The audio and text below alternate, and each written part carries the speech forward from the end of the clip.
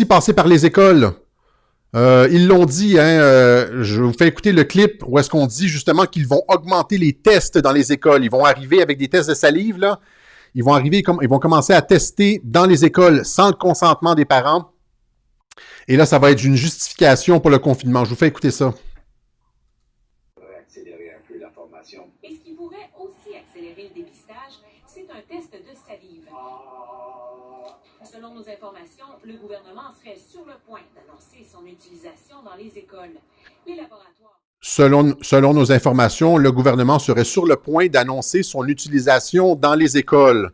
Alors, les parents sont tout à fait justifiés, là, on n'a pas été avertis de rien, sont tout à fait justifiés d'appeler les écoles et de sommer les autorités scolaires, je veux dire, d'interdire aux autorités scolaires de performer des actes médicaux sur nos enfants sans notre consentement, nous les parents. Alors, je vous fais écouter, hier, j'ai appelé justement l'école de mon garçon et je me suis exprimé, j'ai dit que je n'accepterais pas qu'il se fasse tester ou vacciner sans mon consentement dans mon dos. Je vous fais écouter le clip et j'invite tout le monde à faire exactement ce que j'ai fait maintenant avec leurs écoles. Ça m'a pris un certain temps. J'ai demandé un rendez-vous. Ils ont refusé le rendez-vous. Ils m'ont proposé un rendez-vous téléphonique et j'ai finalement accepté un rendez-vous que j'ai enregistré. Je vous fais écouter ça. Oui, merci beaucoup. Pas de problème. Alors, écoutez, moi c'est simplement que je voulais m'assurer avec une personne. Premièrement, cet entretien va être enregistré. Je voulais m'assurer avec une personne du collège qu'il n'y allait avoir aucun acte médical, que ce soit un test de COVID ou un vaccin donné à mon enfant sans mon consentement.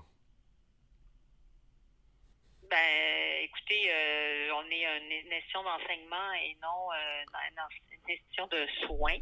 Je veux juste vérifier, vous dites que c'est enregistré, Oui. c'est pas dans l'habitude là, d'enregistrer des appels comme ça. C'est à quelle fin?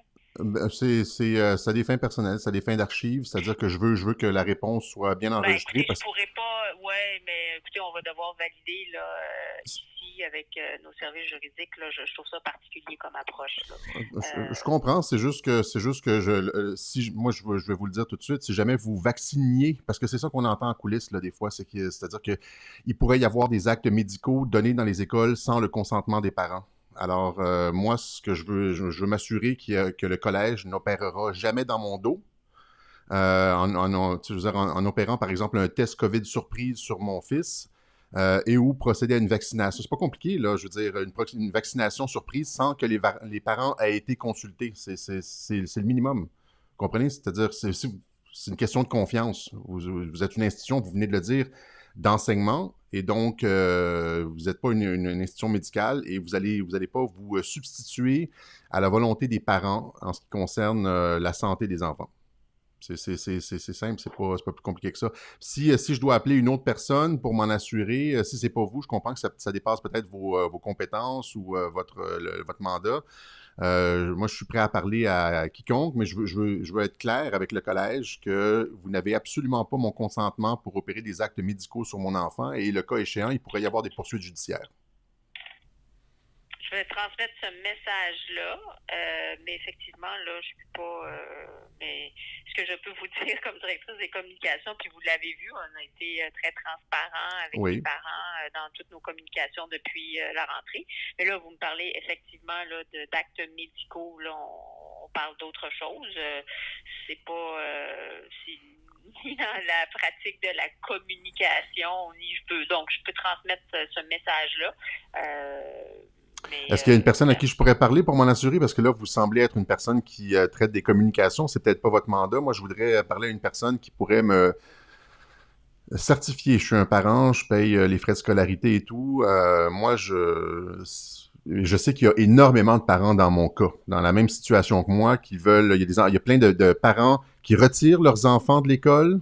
Cette année, il manque des enfants à la rentrée scolaire parce que les parents ne font pas confiance au ministère de l'Éducation, à l'école, je veux dire, en ce qui concerne les actes médicaux, avec toute cette question de ces règles sanitaires absolument absurdes.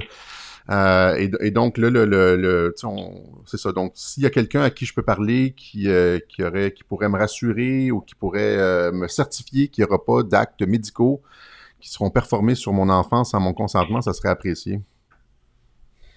transmettre ce message-là. Il n'y a pas de problème. OK, mais...